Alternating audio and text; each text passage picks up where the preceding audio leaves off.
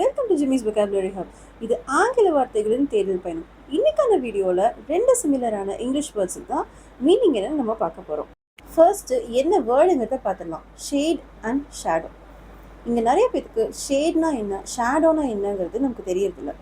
ஷேடவே shadow அப்படின்னு சொல்லிட்டு இருக்கோம். ஆனால் ஷேட்க்கு வேற மீனிங் இருக்குது, ஷேடோக்கு வேற மீனிங் இருக்குது. ஆனால் இது ரெண்டுக்குமே தமிழில் நிழல் அப்படிங்கிறது தான் பேர்.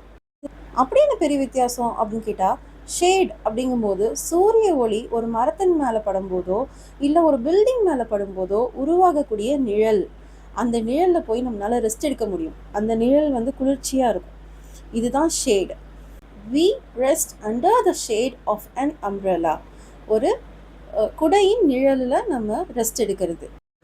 Next word shadow. ஷேடோ அப்படிங்கும்போது லைட் ஒரு ஆப்ஜெக்ட் மேலே, அதாவது ஒரு பொருள் மேலே படும்பொழுது அதற்கு எதிரில் ஒரு நிழல் உருவாகும் இல்லையா, அதுதான் shadow. The cat's shadow is long in the evening.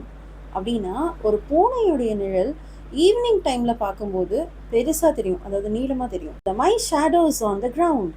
அப்படின்னா என்னுடைய நிழல் தரையில் தெரியுது அப்படிங்கிறது.